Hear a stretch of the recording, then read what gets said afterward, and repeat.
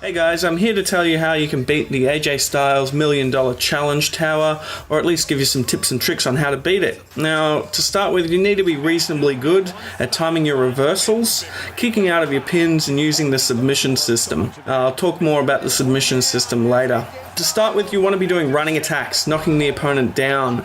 This does not work for The Undertaker and Brock Lesnar immediately. You need to get one of their health bars gone, and then you can knock them down with your regular running attack. You just need to get your opponent on the ground, use grappling attacks to get them down whatever you can. Then you just need to stomp them repeatedly while they're on the ground.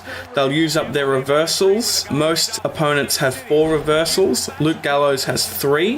When they reverse your stomping attack, they'll just roll out. They don't do any sort of attack back. So they'll just roll out, you run and attack them, get them down on the ground again. Keep doing that until they have no reversals left.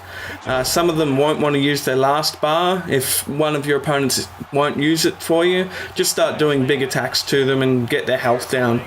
If they gain control of the match, use your rollout ability when possible, when you're near the ropes, holding the right stick towards the ropes just to roll out when you can. It uses a reversal, but it's worth it. Make sure you don't get caught with no reversals and when you're not in control, because then you're just at their mercy. They can do whatever they want. If you get them to use all their reversals, you can then just do all your heavy grapples, signatures and finishes as much as you want. Just keep your eye on it and make sure when it gets back up to 1 reversal, start stomping them again to get them to use it. Unless you're confident, save your instant recovery for your ability so you have resiliency in case of a pin or submission, because you're going to need it. I got saved many times just from using resiliency when I would have lost. In general, you want to be saving your stamina as much as possible. I know it's really tempting to use all your stamina as soon as you can.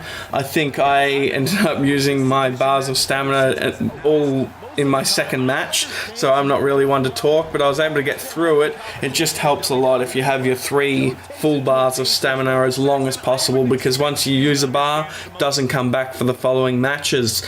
Your signatures and finishes and your momentum carry over each match as well, so that's always handy. If you can get them to use their reversal straight away, you can just use a finisher right at the start of the match, no problem, get their health down faster. It's especially good for Brock Lesnar and Undertaker to get that first health bar down. One of your signatures is the calf crusher. This is a submission attack. It focuses on the torso. It looks like it would be for the legs, but it actually works for the torso.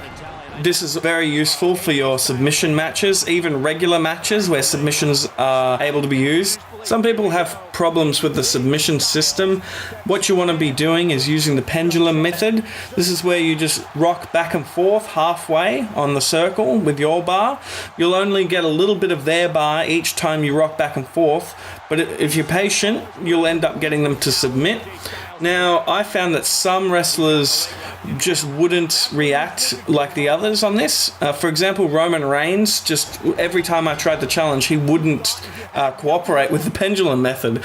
He would just stay down the bottom, or he'd just go straight up the top. That happened a few times to me, and I ended up just chasing them, which you're not meant to do, but when they don't follow the pendulum method, that's just what you have to do, and I ended up submitting them that way anyway. My personal experience was that I had 2 attacks throughout all the matches that didn't get reversed for some reason.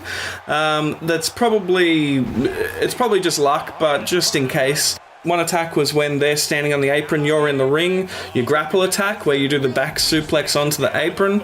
And the other attack was when they're kneeling, about to get up, and you grapple them from behind and do a reverse DDT. Neither of them got reversed once. Probably just luck, but thought I'd let you know. Now I'm going to let you know about a glitch that I encountered throughout the tower. Now, it happened in the Hell in a Cell match. You need to be wary of this because there is 2 Hell in a Cell matches, one with Undertaker, one with AJ Styles Gold. Now, what happened was I knocked down Undertaker outside the ring near the steps. I walked to go around the steps and it clipped Undertaker through the cell, and he then stood up outside the cell and neither of us could do anything. He stood there motionless. I wasn't actually filming on the attempt when this this happened and completely screwed my process, but I was able to recreate it very easily in this match that you're seeing here. So you need to be very wary. I would recommend going outside the ring on these matches as little as possible, because it'll wreck your game, either on Undertaker or on AJ Styles Gold, which is the last match. You really don't want that to happen. Alright, now I'll just quickly go through the order of the matches. They all have a 10-minute time limit, apart from the 15th match against AJ Styles Gold, which has a 15-minute time limit. Now the first match is against Bobby Roode in a normal match, win by pin or submission. Second match is against Samoa Joe in a submission match. Third is Daniel Bryan in a normal match, win by pin or submission. Fourth is against Carl Anderson in a normal match, win by pin only. Fifth is against Luke Gallows in a normal match, win by pin or submission. Sixth is against Finn Balor, Demon, in a steel cage, win by pin or submission. You cannot escape the cage. Seventh is against Roman Reigns in a submission match. Eighth is against Shinsuke Nakamura in a normal match, win by pin or submission. Ninth is against Undertaker in the Hell in a Cell match, win by pin or submission. 10th is against The Rock in a normal match, win by pin or submission.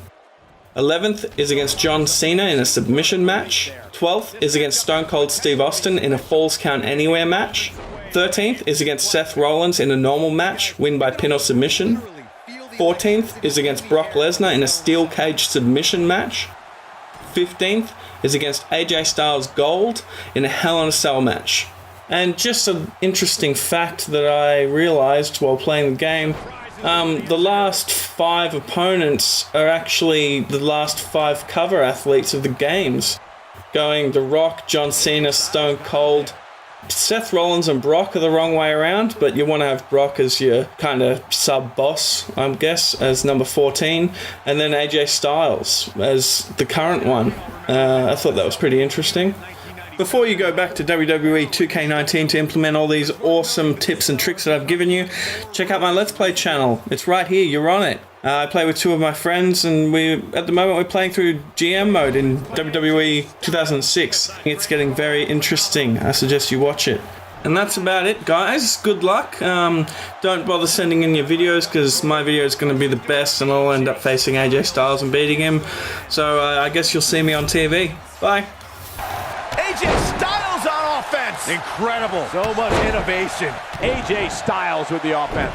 AJ Styles on offense. Incredible. So much innovation. Great offense by AJ Styles. AJ Styles on offense. Incredible. So much innovation.